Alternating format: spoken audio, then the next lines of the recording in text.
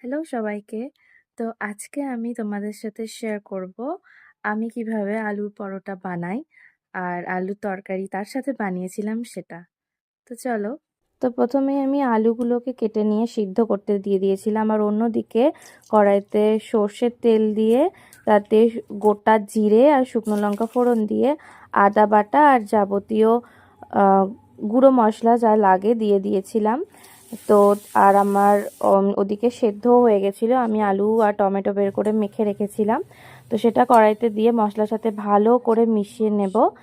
তো মিশিয়ে নেওয়া হয়ে গেলে আমি ভাজা মশলা দিয়েছিলাম, এতে আমার মনে হয় খুব ভালো ফ্লেভারটা দেয়, আমার খুব ভালো লাগে। তো পুরো আমার রেডি হয়ে গেছে। এবার আলুর তরকারি বানানোর জন্য সেমভাবেই আমি সর্ষের তেল দিয়ে তেজপাতা, শুকনো লঙ্কা, গোটা জিরে আর একটু গোটা গরম মশলা দিয়ে ফোড়নটা দিয়ে নেব। তো তারপরটা হয়ে গেলে, যেহেতু নিরামিষ, সোমবার ছিল আর নিরামিষ খাই, তাই এখানে পেঁয়াজ রসুন আমি দিইনি। আদা বাটা আর যে টমেটোটা সেদ্ধ করেছিলাম ওটা দিয়ে দিয়েছিলাম। তারপর ভালো করে কষিয়ে নেওয়ার সময় একটু নুন আর চিনিও অ্যাড করেছিলাম। আর শীতকাল বলে এখন তো এই মটরশুঁটি অ্যাভেলেবেল, তাই সমস্ত জিনিসেই একটু মটরশুঁটি দিয়ে দিচ্ছি। আর এরপর একটুখানি জল দিয়ে মশলাটাকে আমি ভালোভাবে কষিয়ে নেব। আর তারপরে দিয়ে দেবো হচ্ছে আলু। তো আমি আলুটা দিয়ে দিচ্ছি।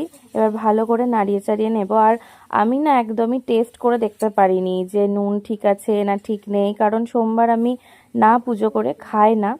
তো যেহেতু আমি সেদ্ধর সময় নুন দিয়েছিলাম, তাই অল্প পরিমাণেই নুন দিয়ে দিয়েছি। আর এবার আমি জল দিয়ে এটাকে ঢাকা চাপা দিয়ে রেখে দেব।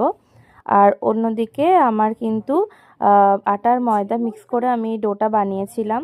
এবার আমি লেচিও করে নিয়েছি। এবার পুর ভরে ভালো করে নিজের মতন চেষ্টা করেছি বেলার, সবগুলো ভালো বেলতে পারিনি। তো এই দেখো আমার ছোট্ট ছোট্ট পরোটা কিন্তু রেডি। তো সবার প্রথম বাবাকেই দেব। বাবাই বলুক কেমন হয়েছে। না টেস্ট করে করেছি, কতটা নুন হয়েছে কতটা হয়নি বুঝতেও পারছি না। তো চলো বাবার থেকে একটা রিভিউ নিয়ে নিই প্রথমবার। কেমন হয়েছে খেতে? দারুণ হয়েছে, দারুণ। তো বাবার কাছ থেকে রিভিউ তো পেয়ে গেছো। তারপর আমি স্নান করে পুজো করে নিয়েছিলাম আমার ভোলে বাবার। আর তারপরে কিন্তু এবার আমি টেস্ট করে নেওয়ার পালা ছিল। তো আমি টেস্ট করে আমার সবই ঠিকঠাকই লেগেছে, কিন্তু বাবা না বললেও আমার সামান্য আলুর তরকারিতে কিন্তু নুন লেগে গেছিলো। মানে ঠিক আছে, কিন্তু একটু নুন হয়ে গেছিলো, খাওয়া যাবে।